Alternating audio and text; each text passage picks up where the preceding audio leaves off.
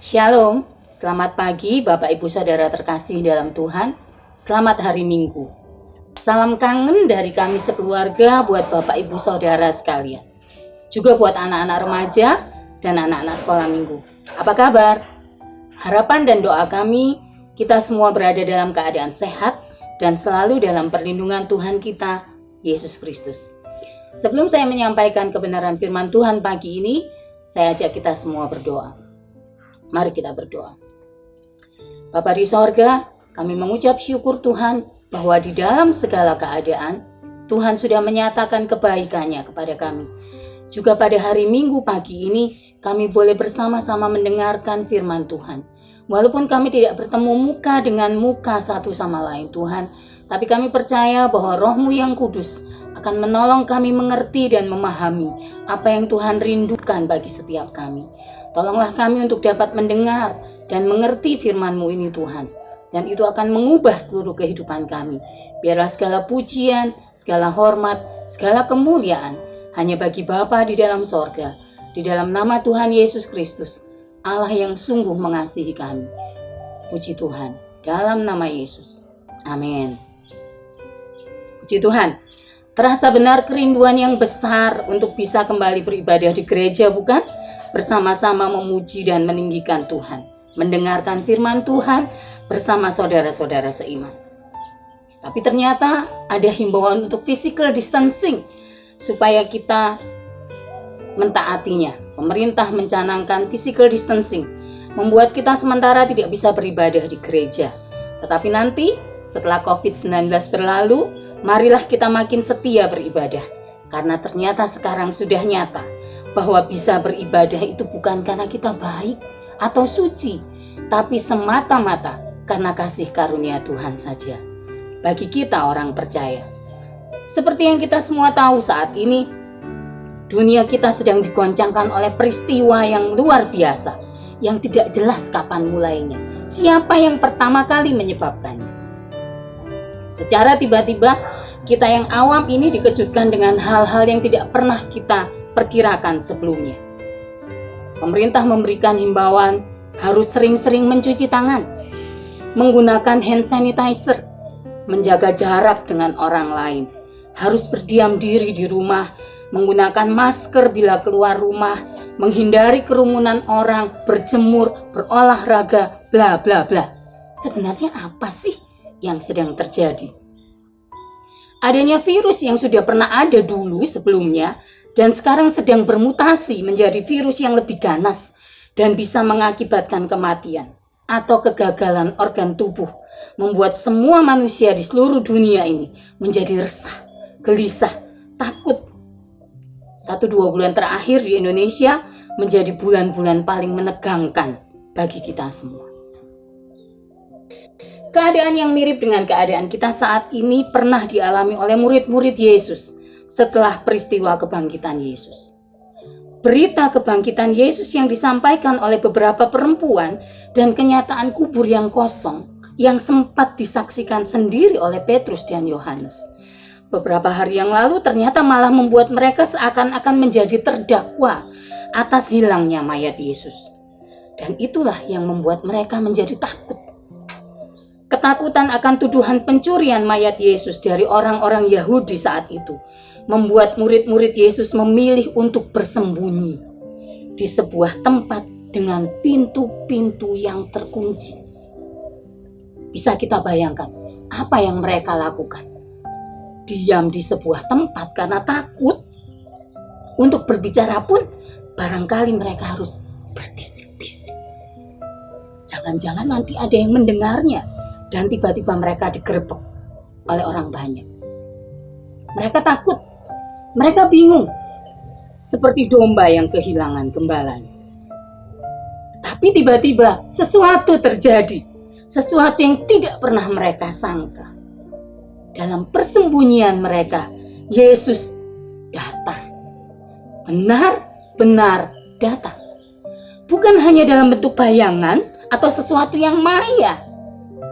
Menembus ruangan yang terkunci rapat, menembus hati yang diselimuti ketakutan, menembus jiwa yang sedang kebingungan, tak tahu arah.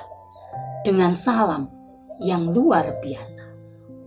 Damai sejahtera bagi kamu.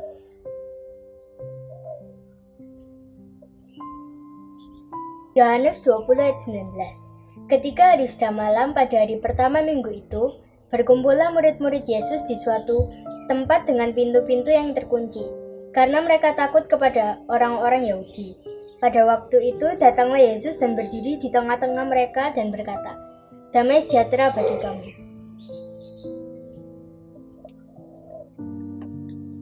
Salam yang mereka dengar ini sempat membuat mereka terkejut dan takut, karena mengira ada hantu yang datang. Tidak pernah ada yang mengira, bukan? Yesus yang beberapa hari yang lalu wafat, diturunkan dari salib, dirempah-rempahi dan dimakamkan. Lalu kata beberapa orang dia bangkit. Jenazahnya hilang. Sekarang Yesus ada di depan mereka.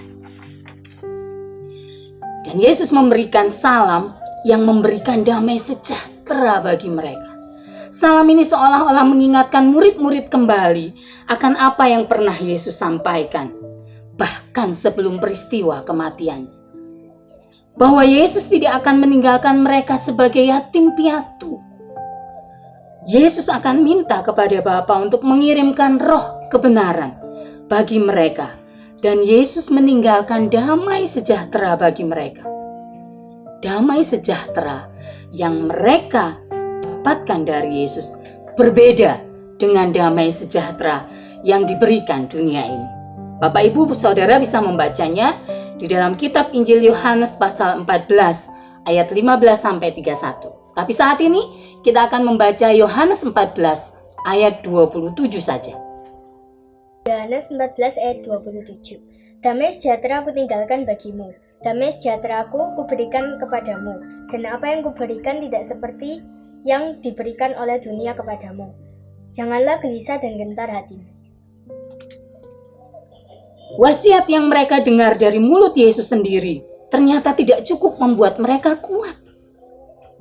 Hanya dalam beberapa hari kemudian, iman murid-murid tergoncang hebat melihat kenyataan yang sama sekali berbeda dengan apa yang selama ini mereka pikirkan. Kematian Yesus, bahkan kebangkitannya. Semua peristiwa ini menyebabkan perubahan yang besar bagi mereka. Ketenangan hidup mereka berubah. Pola pikir mereka berubah. Kebiasaan mereka semua harus berubah hanya dalam sekejap. What next? Apalagi setelah ini? Beruntungnya mereka. Tuhan Yesus tidak melupakan mereka setelah kebangkitannya. Tuhan Yesus tidak pergi meninggalkan mereka begitu saja. Tuhan Yesus masih ada bagi mereka. Bahkan Tuhan Yesus mengingatkan kembali mereka bahwa ada damai sejahtera yang ditinggalkan bagi mereka. Damai sejahtera yang tidak sama dengan damai sejahtera yang semu yang ditawarkan oleh dunia. Damai sejahtera ini pula yang dibutuhkan dunia saat ini. Dunia yang makin hari makin tua. Makin banyak keadaan yang tidak sesuai dengan harapan dan keinginan kita. Dunia yang saat ini sedang berjuang menghentikan pandemi COVID-19 yang tidak jelas kapan berakhirnya. Entah kapan anak-anak bisa bersekolah. Entah kapan kita bisa kembali bekerja. Entah kapan kita bisa kembali lagi beribadah. Kapan lagi kita bisa bertemu, berpelukan dengan orang tua, dengan saudara, teman, kolega.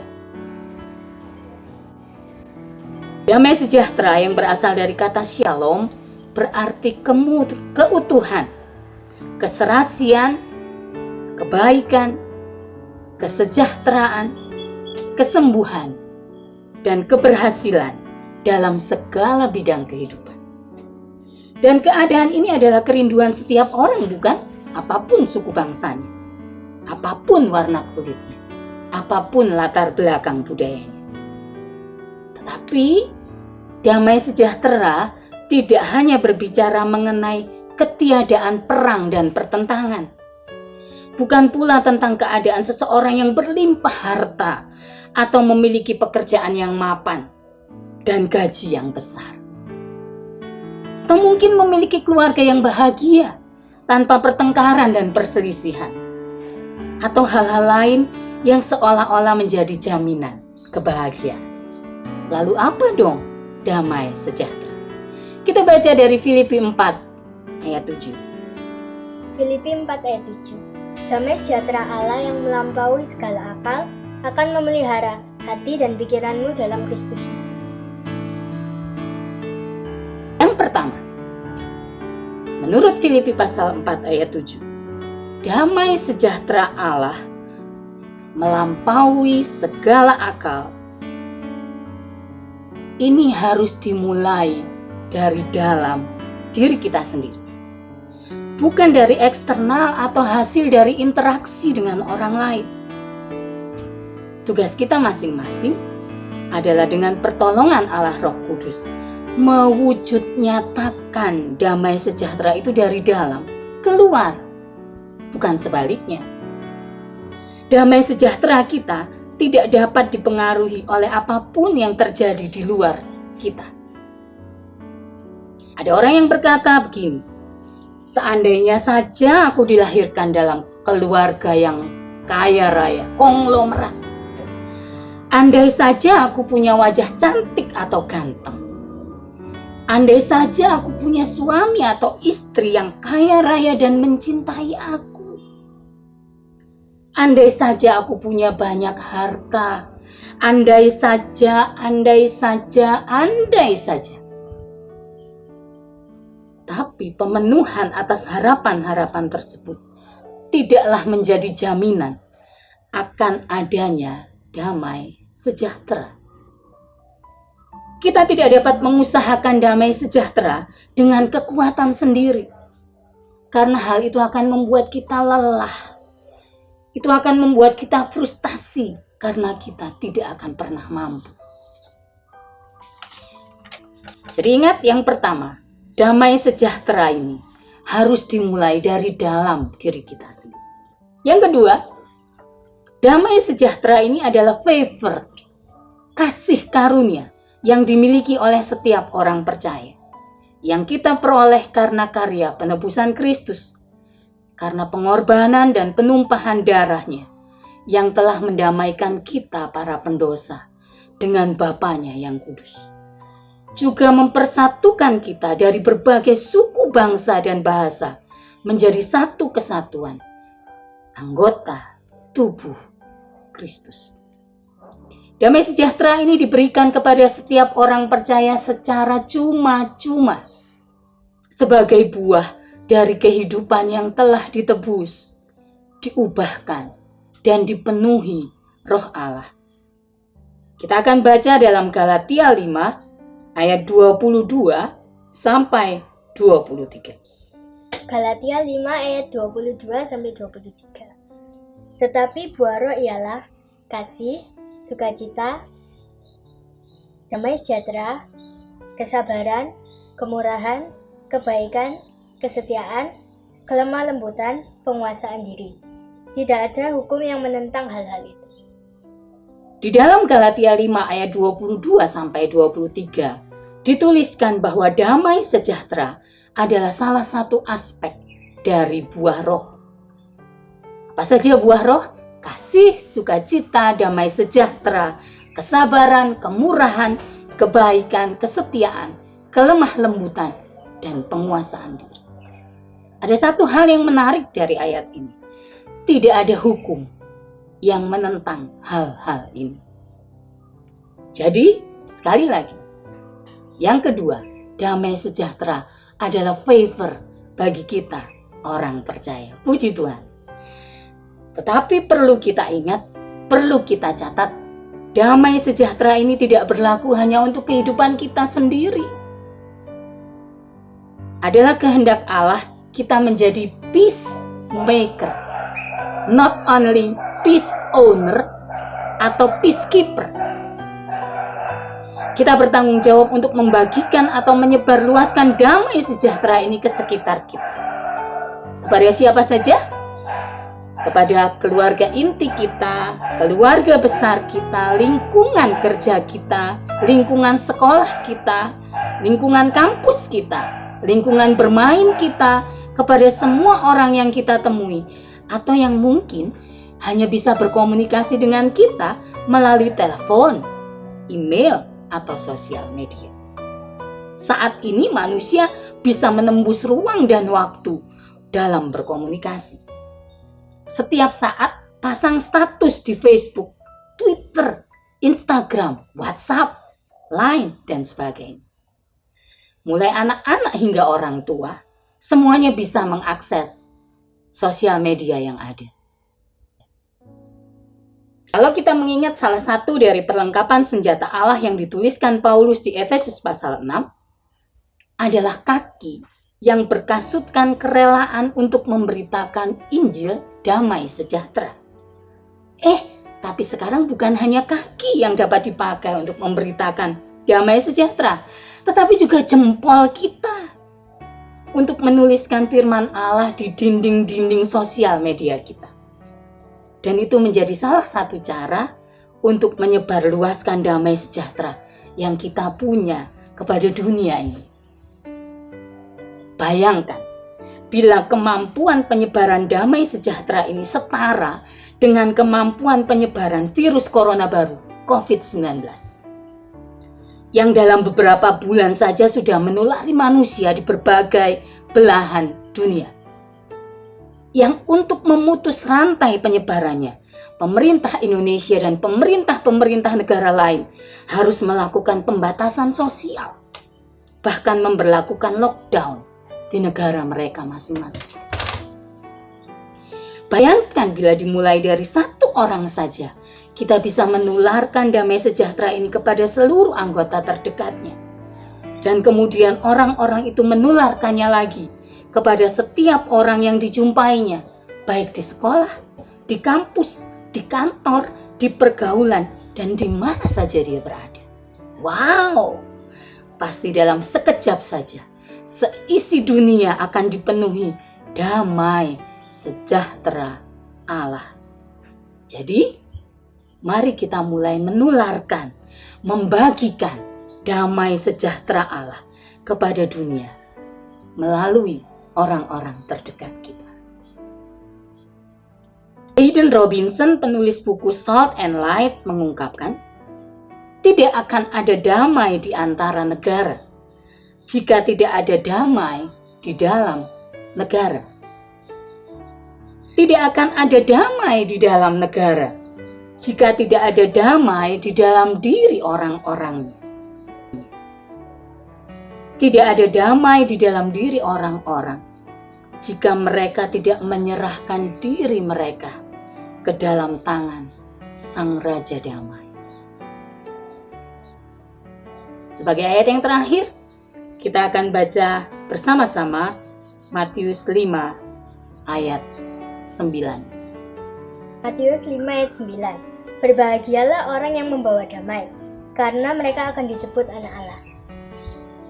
Inilah renungan singkat saya tentang damai sejahtera Allah. Damai sejahtera yang melampaui segala akal, kata Rasul Paulus. Damai sejahtera yang memelihara hati dan pikiran kita. Tugas kita menularkan damai sejahtera kepada dunia di sekeliling kita. Mari kita berdoa. Bapa di dalam sorga, kembali kami berdoa kepadamu Tuhan, mengucap syukur buat damai sejahtera yang ditinggalkan Yesus bagi murid-muridnya. Damai sejahtera yang ditinggalkan Yesus juga bagi kami orang percaya. Damai sejahtera yang membuat seisi dunia ini dapat mengalami ketenangan di dalam Tuhan. Tidak ada alasan bagi kami Tuhan untuk menjadi takut, menjadi bimbang, menjadi gelisah. Karena kami memiliki damai sejahtera Allah.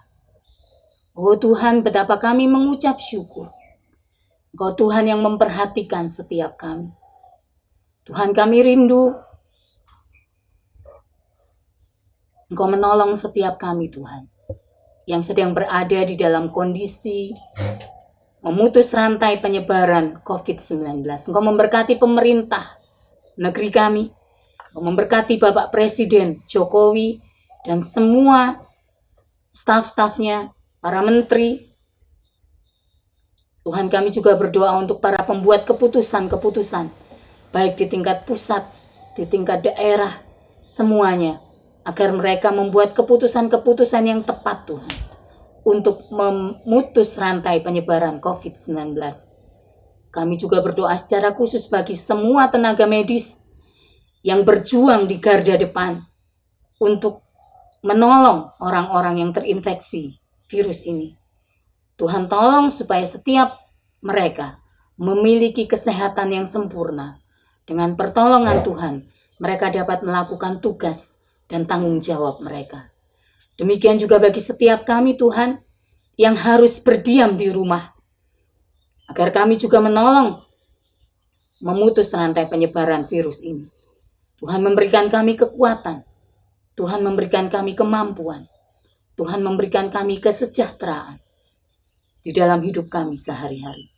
Kami akan menanti dengan sabar Tuhan, hingga pada saatnya kami nanti boleh kembali berkumpul bersama, beribadah di dalam gedung gereja kami. Tetapi sekalipun tidak, kami mohon Allah Roh Kudus menjaga iman kami, menjaga percaya kami kepada Tuhan, agar kami tidak digoyahkan, kami tidak berpaling dari Tuhan Yesus yang sungguh mengasihi kami. Terima kasih Bapa di sorga.